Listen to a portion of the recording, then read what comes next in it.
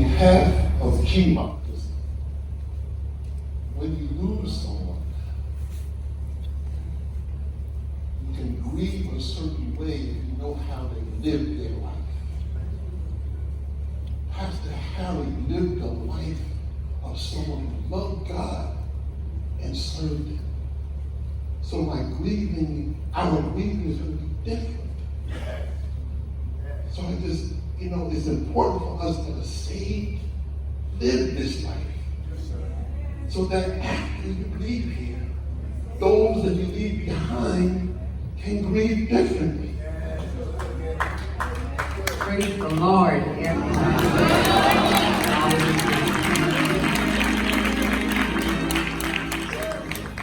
To the family,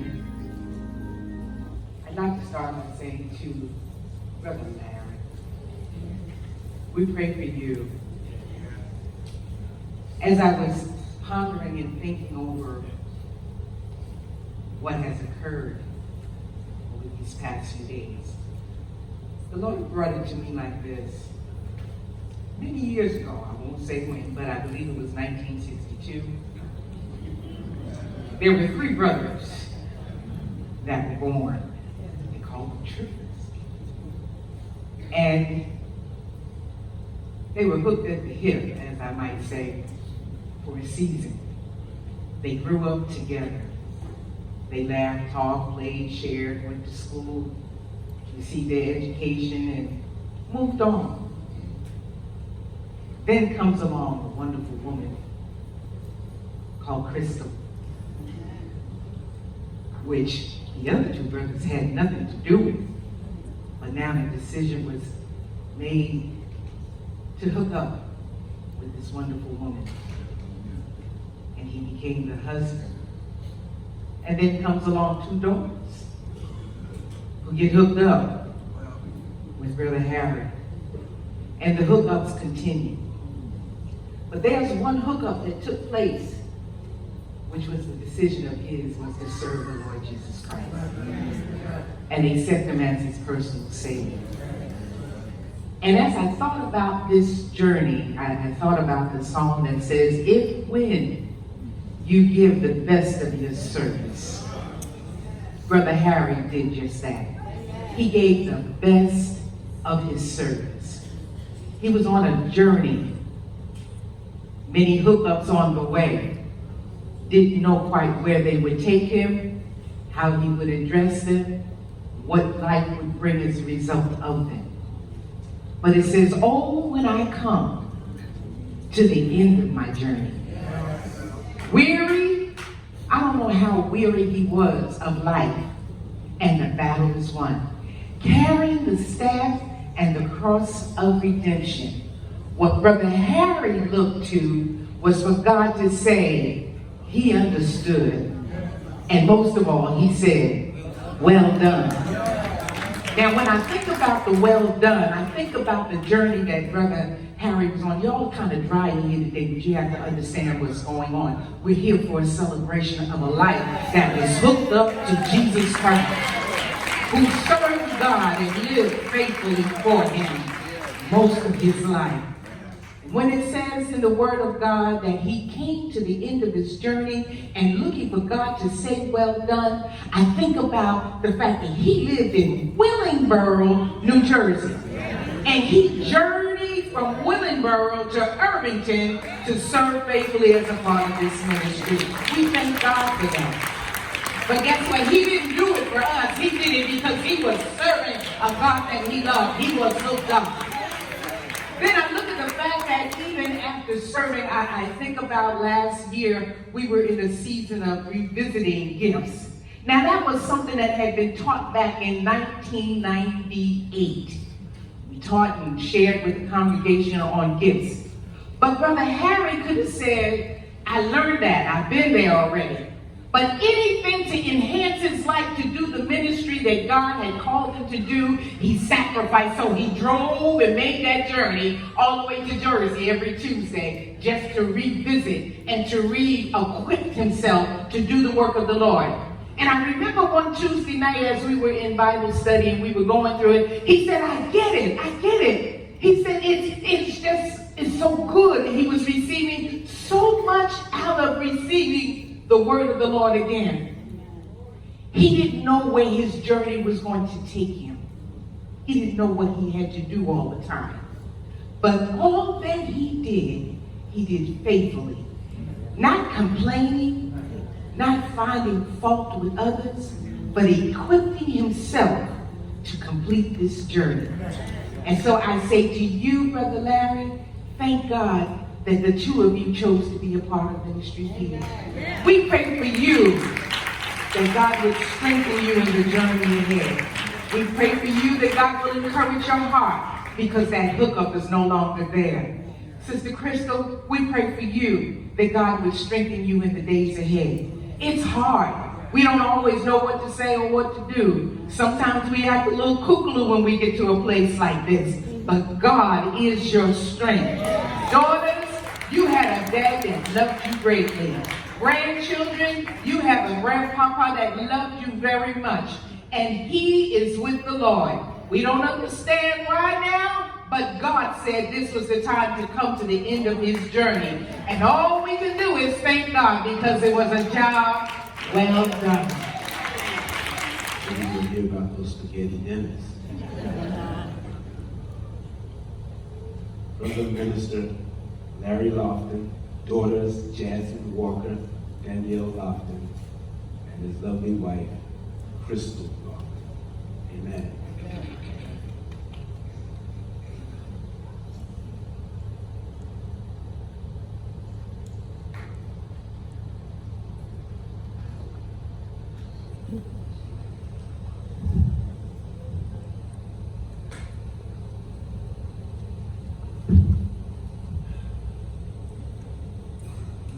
Praise the Lord, everyone.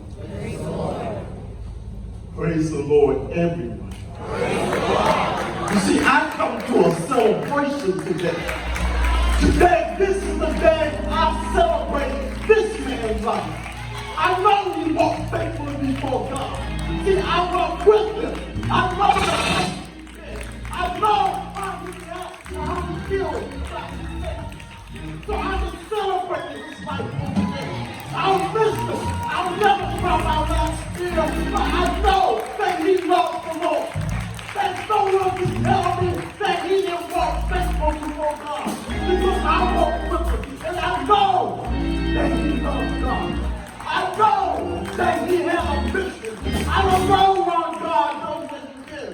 Because Isaiah 55:8 says, for my thoughts are not your thoughts. Neither your ways, my ways. See, God got everything hooked up when he wanted. And I don't understand, but it doesn't matter. I know where he is because he's on time to get to the place where he's at. He did his journey. We celebrate the life. When God called him home, I had no choice. Yeah, I went to why. I had my thoughts. I thought I don't understand, Lord. But God took me back and said, my ways not your way. You don't understand everything I do and why I do, but I am God. And I know that's the God that I serve. I can't question his motive, but he is the God of his life.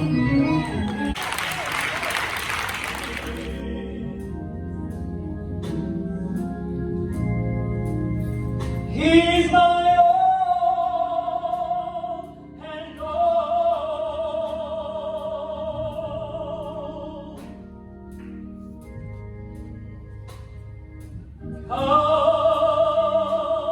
God is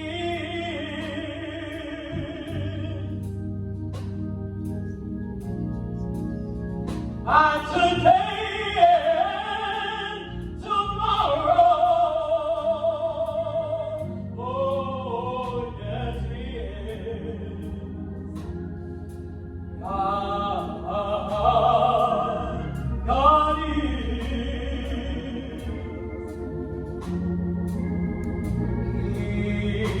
My all and all. God is the joy and the strength of my life. He moves all pain.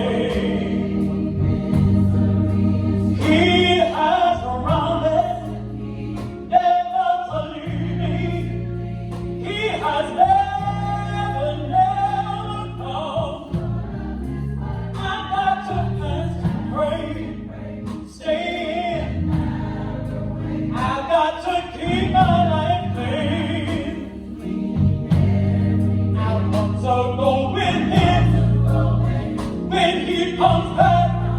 I've come too far.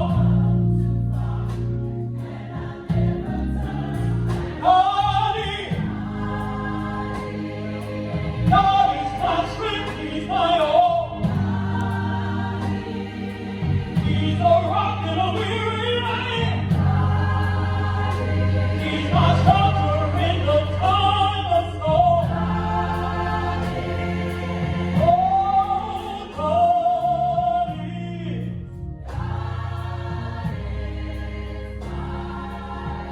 He's my all.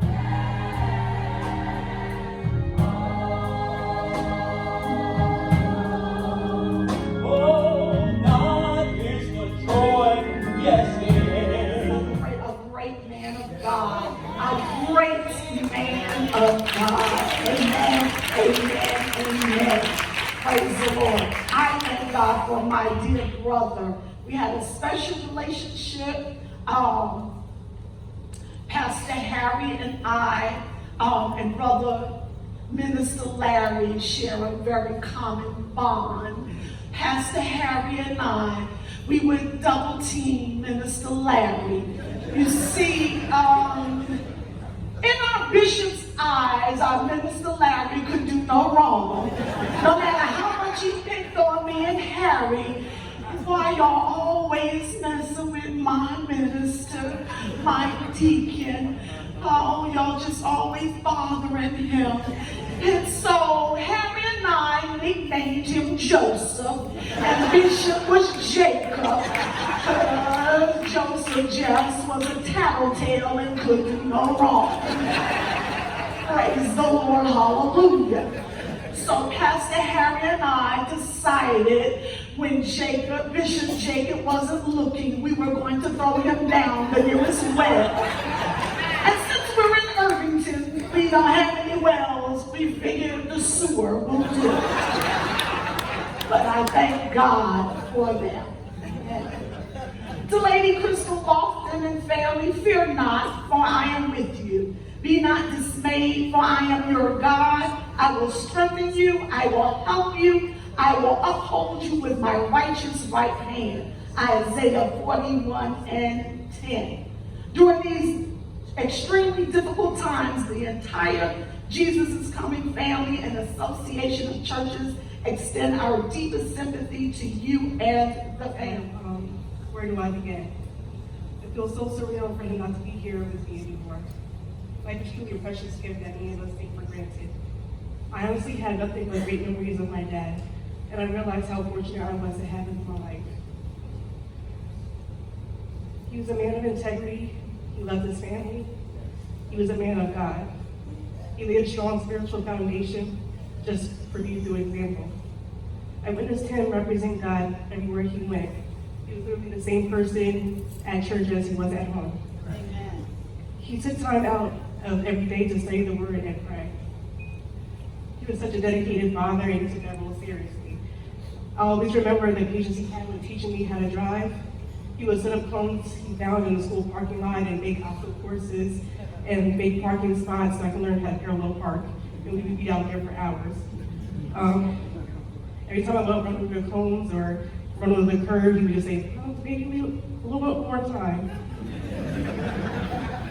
He was, even though my dad seemed more quiet and serious at times, he had a goofy side as well.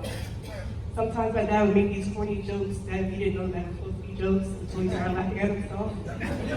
And he being a little slow with jokes anyway, I would start laughing too after the fact. He had this very distinctive laugh, and we would mock him for sometimes. My dad, I thank God that my dad was able to get me away at my wedding. Even though he had so much pain, he was determined to gather up the strength of walking down the aisle. He was also nervous for the father-daughter dance since he didn't like to dance. During the dance, he kept telling me how beautiful I was, how proud he was of me, and that he loved me so much. He also said that even though I'm becoming a walker, I'll still be a Lofton at heart. My last memory of him was last Wednesday. Went to go visit him at the hospital. He seemed like he was back to his normal self. He was laughing and joking around with the hospital staff and, of course, his family. The last thing I told him before I left was, hopefully don't keep you here another week like last time. He replied, no, I'm trying to get out of here tomorrow. And the next day he did go to be with the Lord. He left a great legacy and he has truly affected so many people's lives. I love my dad so much and I'm thankful that I had the chance to give him that last hug goodbye, see that smile one last time, and tell him that I loved him. Only God knows why he had to leave us so soon, but I know that he's surrounded and loved by those who have gone before him.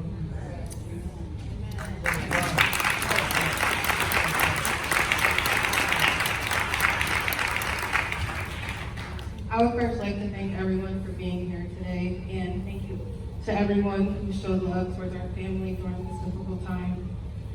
Growing up, I was a daddy's girl, and I remember being that tender-headed little girl who didn't let anyone touch my hair. And if they did, I would scream loud enough that the whole neighborhood could hear me. The only person who was allowed to do my hair was my dad, because he was the only one who could do it without making it hurt. My dad continued to do my hair over the years, and even when I was old enough to do it myself, I still preferred for him to do it for me. When I think about my dad, I remember someone who was hardworking, honest, God-fearing, and full of love. He loved his wife and his family, and he especially loved his grandchildren. There wasn't a week that went by where he didn't either ask me about them or ask me to send him a picture of them, even if he just saw them the day before. He loved his grandchildren, and they loved him back. If there was one thing my dad taught me, it was how to love unconditionally. The love that he showed towards my mother and the love he showed towards me and my sister was admirable. Although we may have bumped heads once or twice, he still made sure that I knew that he loved me at the end of the day. And he always told me how proud he was of me for going back to school and working towards my degree. There are times where I feel like I'm stuck in a bad dream, and this past week has been one of the hardest weeks I've ever gone through emotionally. When I first heard the news, it felt like my heart was breaking. My world stopped and I didn't know how to process that he was no longer going to be around. I'm going to miss you, Dad, and even though you're not here, I hope to make you proud. Thank you.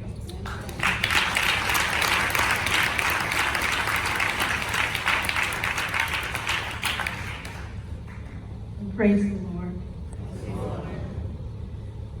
Harry's passing was very hard for me to understand. The day before he passed, we were in a hospital, and he was laughing, joking, and very energetic. We talked about our future plans. So his death to me was a shock, to be honest with you. It was sudden and unexpected. And quite honestly, it knocked the wind out of me. But God said in his word, I will turn the mourning into joy. I will comfort them and make them rejoice in sorrow. Jeremiah 31:13, and that scripture ministered to me. So I'm going to share some memories, some personal memories with you. I have a lifetime of happy memories with Harry. He was the love of my life. Harry was patient, kind, warm-hearted, trustworthy, compassionate, sweet, so sweet, soft-spoken, yet he was strong. Dedicated servant of God. He was a true man of God who loved the Lord with all his heart, his mind, and his soul. Harry studied the word daily. He would read his Bible every day. And he had this little electronic Wonder Bible, and he would listen to that every night. Before he went to sleep, he would fall asleep with it on. Harry loved his bishop and Pastor V. He was a man of faith, integrity, and good character. So I'm going to share a story with you. I remember about 10 years ago, we were Christmas shopping, and we found this woman's purse. And she had at least about $200 in there. It was probably her Christmas shopping money. So we looked at her license, we found her address, and we proceeded to go to her house, and we actually returned her money. And that woman was so thankful and so grateful, and I guess she couldn't believe when we actually returned the money to her. And that's just an example of the type of person that Harry was, very honest. I remember family barbecues, reunions in North Carolina. I remember walks along the beach. I remember couples retreats at Embassy Suites. I remember family vacations, family games, drives to Pennsylvania Dutch country, just randomly to pick up my favorite olive oil and vinegar that I love so much. I remember eating snow crabs till we were just stuffed. Going to flea markets, walks in the parks, concerts. And Harry loved black licorice, which I just took that. I just do not understand how anybody can love black licorice. Harry loved cooking on the grill, even in the winter, we'd be outside, just go on the grill. All right, you Cowboys fans. As I was looking back at some of his pictures, when we first came up here, Harry was a Giants fan. He had the t-shirt and everything. So I don't know when he made the switch to Cowboys. He loved his grandkids to pieces, and he took many pictures and videos of them. And the grandkids affectionately called him Pop. He was always overjoyed when they came to visit. And we recently took the grandkids to Pennsylvania Dutch Wonderland, and we had a very good time there. Just so many memories. I could really go on and on. Harry took pictures of everything: his food, his fresh cut lawn, the sky. He even took some selfies. I didn't realize he was taking selfies. He took some selfies. I didn't know anything about that. He loved planning things as well, too. He loved and he enjoyed life and just the simple things. We like to take short road trips, and sometimes he'd make local runs by himself. And I asked him, "Hon, where are you going?" And sometimes he'd respond, "I'm going to heaven if I live right." And I know without a doubt Harry lived right. He talked right, he treated his family right, he treated others right. And that reminds me of a song: "If you live right, heaven belongs to you." Harry was a fisherman and would watch the Fishing Channel shows on TV religiously.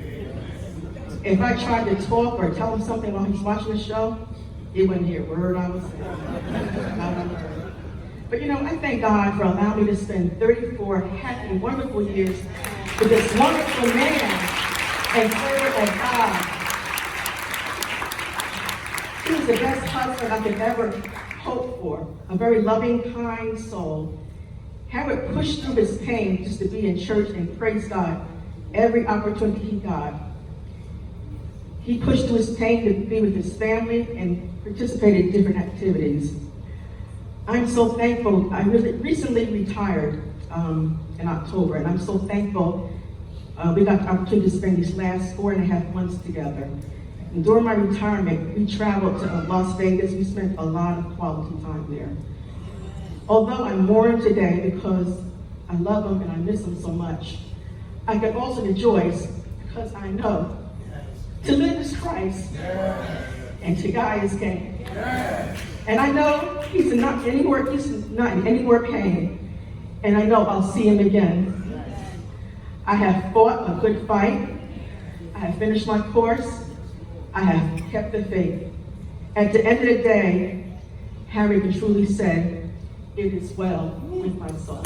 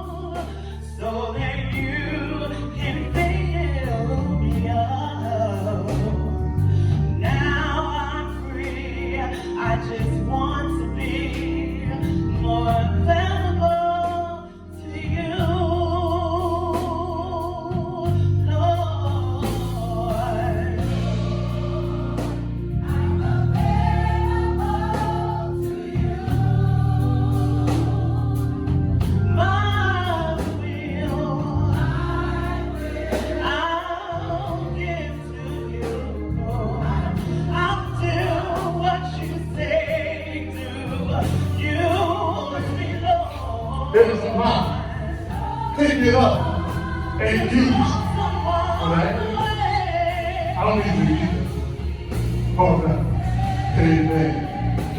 There's a mouth. Pick it up and use it. All right? I don't need you to use it. All right. Amen. Now we can share with you how our pastor was an example of a God. Using for a subject, the example of a godly man. I'd like to share with you 6 key components. First of all, as so many people have shared here, so many have received through his family, that Pastor Harry Lofton was a family. I feel like there's a couple of you. Amen. Harry Lofton was a family man. Amen. He was a devoted husband. Here we see this man who was married. They, since the principal known, they knew each other for 34 years. But they were married for 31 years, 7 months, and 5 days. For 11,542 days, they were connected in marriage to each other.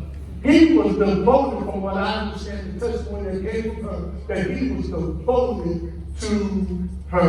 Amen. Sometimes there's some folks who change partners almost like I change sides. But this man was still stayed with, whether it was here in North Plainfield, it was in Montclair, whether it was in Willingboro, they stayed together. Don't even praise them.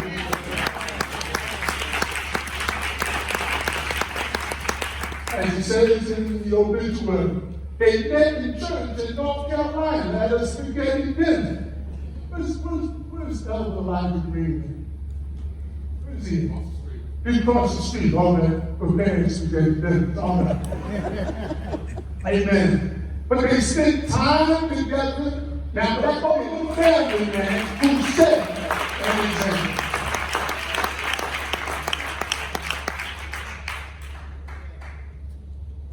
He also loved his brother, Minister Barry Lofton.